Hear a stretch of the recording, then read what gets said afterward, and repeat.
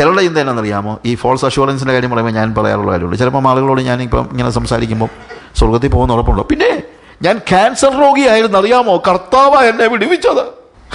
കർത്താവ് എന്നെ ക്യാൻസർ രോഗത്തിൽ നിന്ന് വിടുവിച്ചത് കൊണ്ട് ഞാൻ അങ്ങ് സ്വർഗത്തിൽ പോകുന്ന നമ്മളെ ചിന്ത. പലർക്കും ഉണ്ട് അങ്ങനെ ചിന്ത. കർത്താവ് അല്ലയോ ബ്രദറെ, എനിക്കെല്ലാം ചെയ്തു തന്നതിൽ കർത്താവല്ലേ? എടാ, ഇതൊക്കെ കർത്താവ് എല്ലാവർക്കും ചെയ്തു കൊടുക്കുന്നുണ്ട്. കാര്യം എല്ലാ സൃഷ്ടികളും അവൻ നീതിമാന്മാരുടെ മേലും നീതികെട്ടവരുടെ മേലും മഞ്ഞും മഴയും പെയ്യിക്കുന്നവനാണ്. അവൻ എല്ലാവരോടും ദയാലുവാണ്. അതുകൊണ്ട് കരയുന്ന ഒരുത്തൻ ക്യാൻസർ രോഗിയാണെങ്കിൽ ചിലപ്പം കർത്താവ് അവനെ സൗഖ്യമാക്കിയെന്നിരിക്കും. അതിൻ്റെ അർത്ഥം അവൻ യേശുവിനെ ദൈവമാക്കിയെന്നല്ല. രോഗസൗഖ്യമൊക്കെ ഉണ്ടാകും. ദിനകരൻ്റെ ഒരു മീറ്റിംഗ് ബോംബെ നടന്നപ്പോൾ പണ്ടാകും. എൻ്റെ ഒരു ഫ്രണ്ട്, ഒരു ഇവാഞ്ചലിസ്റ്റ്, ബ്രദറൻ സഭയിലെ ഒരു സുവിശേഷകനാണ്. അപ്പം കാല് വളഞ്ഞിരുന്ന ഒരു സിക്കുകാരൻ്റെ കാല് നേരെയായി.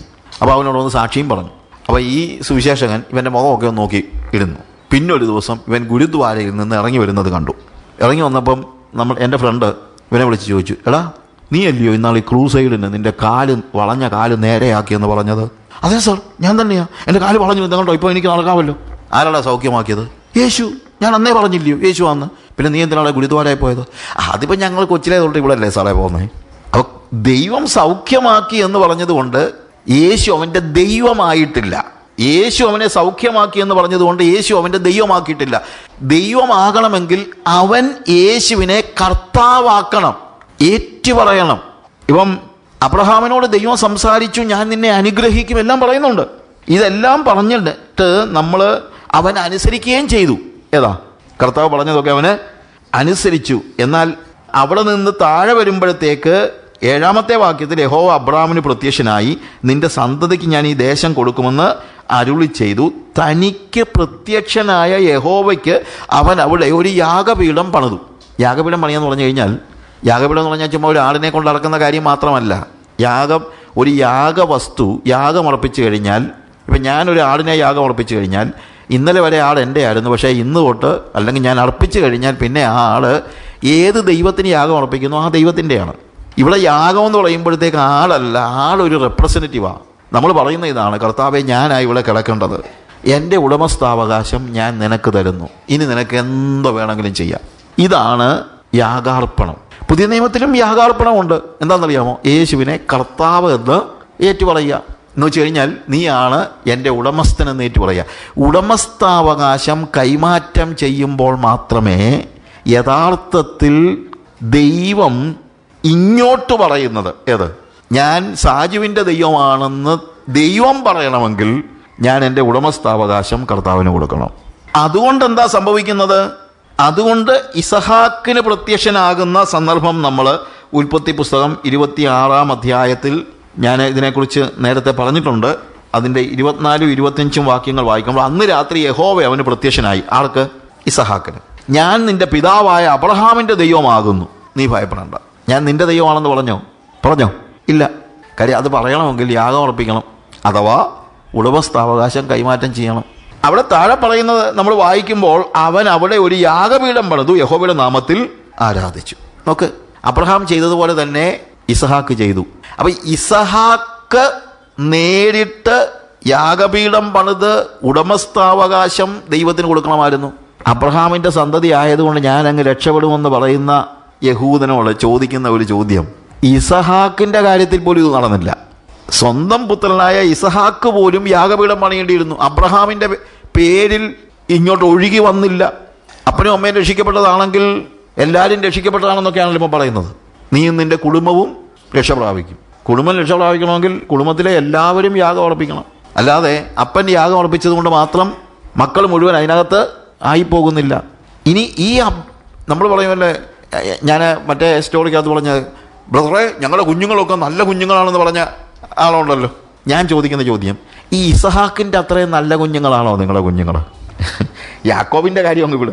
ഈ ഇസഹാക്കിൻ്റെ അത്രയും ഒന്ന് ആലോചിച്ച് നോക്കിയേ. ഇത്രയും അനുസരണയുള്ള ഒരു കുഞ്ഞ് ഈ തലമുറയിൽ ഒരെണ്ണത്തിനെ നിങ്ങൾക്ക് കാണിച്ചു തരാൻ പറ്റുമോ? ഇത്ര ശാന്തശീലനായ, ഇത്ര അനുസരണമുള്ള.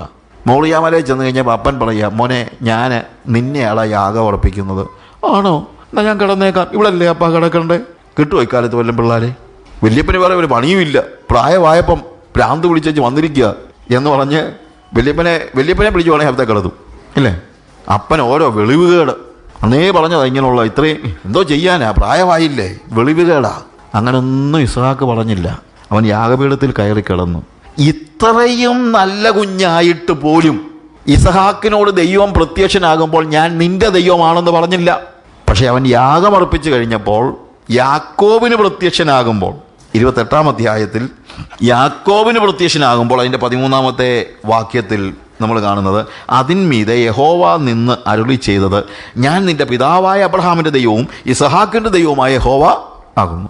അപ്പോഴും പറഞ്ഞില്ല യാക്കോബെ ഞാൻ നിന്റെ ദൈവമാണെന്ന് പറഞ്ഞില്ല. എന്താണെന്നറിയാമോ? യാഗം അർപ്പിക്കണം. ഇതിനകത്ത് ഏറ്റവും വലിയ പ്രശ്നം, യാക്കോബ് യാഗം അർപ്പിച്ചില്ല. യാക്കോബ് പറഞ്ഞു, ഞാൻ യാഗം അർപ്പിച്ച് കഴിഞ്ഞാൽ എൻ്റെ വല്യപ്പൻ യാഗം അർപ്പിച്ച പിന്നെ നീ ഉള്ള പണിയെല്ലാം എന്നെ കൊണ്ട് ചെയ്യിക്കും. എൻ്റെ വല്യപ്പനൊന്ന് യാഗം അർപ്പിച്ചതാ, കുറച്ച് കഴിഞ്ഞപ്പോൾ നീ പറഞ്ഞു നിൻ്റെ മോനെ ഇങ്ങ് തരാൻ. അപ്പോൾ ഞാനെങ്ങാനും യാഗം അർപ്പിച്ച് കഴിഞ്ഞാൽ പിന്നെ എനിക്കുള്ളതൊക്കെ നീ ചോദിക്കുമല്ലോ. എൻ്റെ അമ്മാച്ചൻ്റെ രണ്ട് പിള്ളേരുണ്ടെന്ന് കേട്ടിട്ടുണ്ട്, നല്ല സുന്ദരി പിള്ളേരാണ്. ഇനി അതിനെ വല്ലതും നീ ചോദിച്ചു കഴിഞ്ഞാൽ ഞാനെന്ത് കൊടുക്കും? അവൻ ഉടമസ്ഥാവകാശം ദൈവത്തിന് കൊടുക്കാൻ അപ്പോൾ തയ്യാറായില്ല. സമയമില്ലല്ലോ. പെനിയേൽ എക്സ്പീരിയൻസ് കഴിയുമ്പോൾ നമുക്കറിയാമല്ലോ പെനിയേലിലെ കാര്യം. അവൻ യാഗം അർപ്പിച്ചു. യാഗപീഠം പണിയുന്നത് നമ്മൾ കാണുന്നത് പെനിയേലിലെ 33-ാം അധ്യായത്തിൽ, ഉൽപ്പത്തി പുസ്തകം 33-ാമത്തെ അധ്യായത്തിൽ അതിൻ്റെ 20-ാമത്തെ വാക്യം വായിക്കുമ്പോൾ അവിടെ യാക്കോബ് ഒരു യാഗപീഠം പണിതു. അതിന് ഏൽ എലോഹെ ഇസ്രായേൽ എന്ന് പേരിട്ടു. പിന്നീട് ഇസ്രായേൽ മക്കളോട് സംസാരിക്കുമ്പോഴെല്ലാം കർത്താവ് പറയുന്ന വാക്കെന്നറിയാമോ? ഞാൻ അബ്രഹാമിൻ്റെയും ഇസ്ഹാക്കിൻ്റെയും യാക്കോബിൻ്റെയും ദൈവമാകുന്നു. ഞാൻ പറഞ്ഞതാണ്, നമ്മുടെ കുഞ്ഞുങ്ങൾക്ക് പാരമ്പര്യത്തിൽ ഒരിക്കലും ആശ്രയം ഉണ്ടാകരുത്. നമുക്കും ഉണ്ടാകരുത്. ദൈവവുമായിട്ടുള്ള വ്യക്തിപരമായ എൻകൗണ്ടർ ഉണ്ടാകണം എന്ന് തന്നെയല്ല, ആ എൻകൗണ്ടറിൻ്റെ റെസ്പോൺസായിട്ട് അവരെ ഉടമസ്ഥാവകാശം ദൈവത്തിന് വിട്ടുകൊടുക്കണം. അത് കഴിയുമ്പോഴാണ് ശരിക്കും പറഞ്ഞു കഴിഞ്ഞാൽ നമ്മുടെ കുഞ്ഞുങ്ങൾ, അതിനു മുമ്പ് കുഞ്ഞുങ്ങൾ മോശം, ഞാൻ പറഞ്ഞല്ലോ ഇസ്ഹാക്ക് എന്തോരം നല്ല കൊച്ചായിരുന്നു.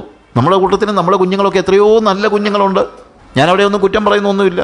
പക്ഷെ നല്ല കുഞ്ഞുങ്ങളായാൽ മാത്രം പോരാ, വീണ്ടും ജനനാനുഭവം ഉണ്ടാകണം, ദൈവവുമായിട്ട് എൻകൗണ്ടർ ഉണ്ടാകണം, ദൈവത്തിന് യാഗാർപ്പണം നടത്തണം. പാരമ്പര്യം ആരെയും രക്ഷിക്കില്ല, അത് നമ്മൾ മനസ്സിലാക്കണം. പ്രിയമുള്ളവരെ, പാരമ്പര്യവും രക്ഷിക്കില്ല, ഓരോ ആചാരങ്ങളും രക്ഷിക്കില്ല, പ്രാർത്ഥനയും രക്ഷിക്കില്ല. നമ്മൾ യേശുവിനെ കർത്താവാക്കാതെ ഒരാളും രക്ഷിക്കപ്പെടില്ല. ആ കർത്താവാക്കുന്നതാണ് യാഗം അർപ്പിക്കുക എന്ന് പറയുന്നത്. കാര്യം കർത്താവെന്ന് വെറുതെ വാഗോണ്ട് ഏറ്റു പറയാന്ന്, കൺഫസ് ഹിം, അതാ ഉപയോഗിച്ചിരിക്കുന്ന വാക്ക്. ഏറ്റു പറയാന്ന് പറഞ്ഞു കഴിഞ്ഞാൽ കൺഫസ് ചെയ്യുകയാണ്. കൺഫസ് ചെയ്യുന്നത് ഒരു വ്യക്തിയെയാണ് കൺഫസ് ചെയ്യുന്നത്, ഒരു വ്യക്തിയെ. അതാണ് വാസ്തവത്തിൽ കർത്തൃത്വം എന്ന് പറയുന്നത്. He is my owner, I belong to him. അതാണ് കർത്തൃത്വം അംഗീകരിക്കുക എന്ന് പറയുന്നത്.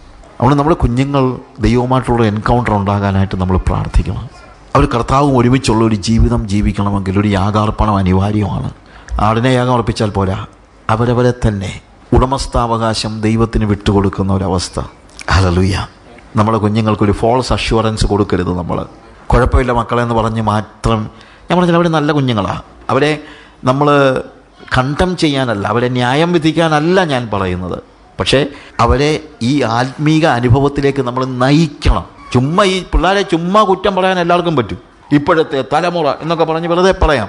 ഇപ്പോഴത്തെ തലമുറയ്ക്ക് അതിൻ്റേതായിട്ടുള്ള പ്രശ്നങ്ങളുണ്ടെന്നേ. നമ്മുടെ തലമുറയിലൊക്കെ ഉണ്ടായിരുന്ന പ്രലോഭനങ്ങളുടെ 100 ഇരട്ടി പ്രലോഭനങ്ങളായി കുഞ്ഞുങ്ങൾ അനുഭവിക്കുന്നത്. അത്രയും സ്ട്രഗിൾസായി കുഞ്ഞുങ്ങൾ അനുഭവിക്കുന്നത്. ഞാൻ ചിലപ്പം പറയാറുള്ള കാര്യമുണ്ട്. ഞാനൊക്കെ സ്കൂളിലൊക്കെ സ്കൂളിൽ പഠിക്കുന്ന സമയം വെച്ചു, ഏതെങ്കിലും ഒരുത്തൻ സിഗരറ്റ് വലിച്ചു കഴിഞ്ഞാൽ എല്ലാ ആൾക്കാരും അവനെ ഒറ്റപ്പെടുത്തും. ഒരുത്തൻ കള്ളു കുടിച്ചാൽ തീർന്നു. പിന്നെ അവനെ എല്ലാവരും നോക്കുന്നത് മഹാപാപി എന്നുള്ള നിലയില്ല. ഏതെങ്കിലും ഒരു പെണ്ണിൻ്റെ പുറകെ കാണാൻ പോയി കഴിഞ്ഞാൽ എൻ്റെ ദൈവമേ, പിന്നെ അവരുടെ മിണ്ടത്ത് പോലുമില്ല. അവരോടാ. പക്ഷേ ഇന്ന് നേരെ തിരിച്ചാ. ഇന്ന് ഇതൊന്നുമില്ലാത്ത പിള്ളേരാണ് ഓട്. അതുകൊണ്ട് ഞാൻ പറഞ്ഞത്, അനുഭവിക്കുന്ന പ്രഷർ, നമ്മുടെ കുഞ്ഞുങ്ങൾ അനുഭവിക്കുന്ന പ്രഷർ, അതൊക്കെ നമ്മൾ മനസ്സിലാക്കണം. ഈ തലമുറയിൽ നമ്മുടെ കുഞ്ഞുങ്ങൾ അനിന്യരും പരമാർത്ഥികളും ദൈവത്തിൻ്റെ പ്രിയ മക്കളുമായി വളരണമെങ്കിൽ അവർക്ക് യേശുവുമായിട്ടുള്ളൊരു എൻകൗണ്ടർ ഉണ്ടായിരിക്കണം. നിരന്തരമായിട്ട്, ഒരിക്കൽ മാത്രം ഉണ്ടായാൽ പോരാ, എപ്പോഴും യേശുവുമായിട്ടുള്ള എൻകൗണ്ടറിൽ അവർ ജീവിക്കാൻ അവർക്ക് കഴിയണം. അതിനുവേണ്ടി നമ്മൾ പ്രാർത്ഥിക്കണം. അതിലേക്ക് അവരെ നയിക്കണം. അവരെ ന്യായം വിധിക്കാനല്ല, അവരെ നയിക്കണം. അവരെ കൈപിടിച്ച് കൊണ്ടുപോകണം. അതിനുവേണ്ടി പ്രാർത്ഥിക്കണം. ഹല്ലേലൂയ. ദൈവമായ കർത്താവ് നിങ്ങളെ സഹായിക്കുന്നു.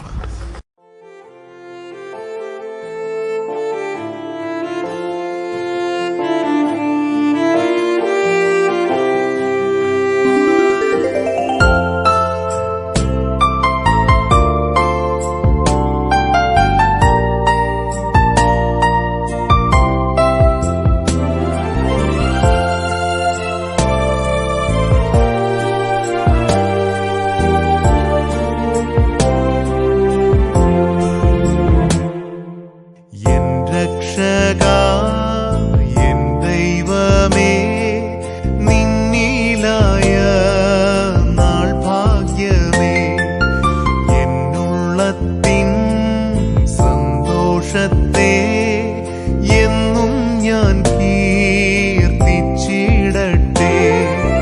ഭാഗ്യനാൾ ഭാഗ്യനാൾ, യേശു എൻ പാപം തീർത്ത നാൾ. കാത്തു പ്രാർത്ഥിക്കാറാക്കിയതാ, ആർത്തു ഘോഷിക്കാറാക്കിയതാ. ഭാഗ്യനാൾ ഭാഗ്യനാൾ, യേശു എൻ പാപം തീർത്ത നാൾ. ഭാഗ്യനാൾ ഭാഗ്യനാൾ, യേശു എൻ പാപം തീർത്ത നാൾ.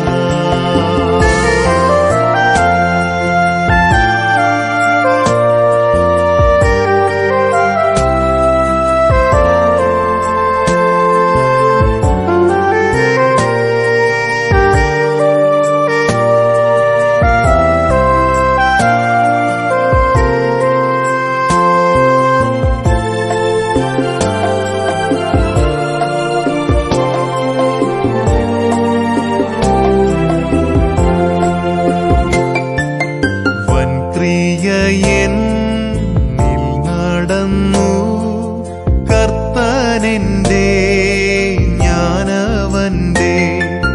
താൻ വിളിച്ചു ഞാൻ പിൻചെന്നു, സ്വീകരിച്ചു തൻ ശബ്ദത്തെ.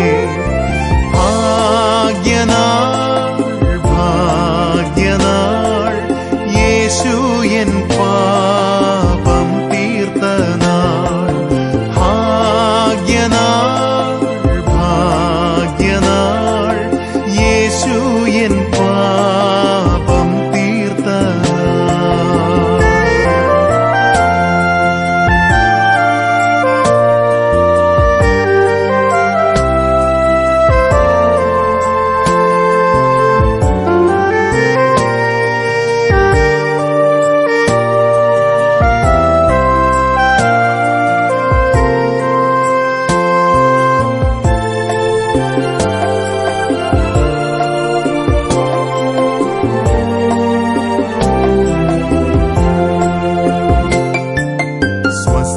സ്വസ്ഥമില്ലാത്ത മനമേ,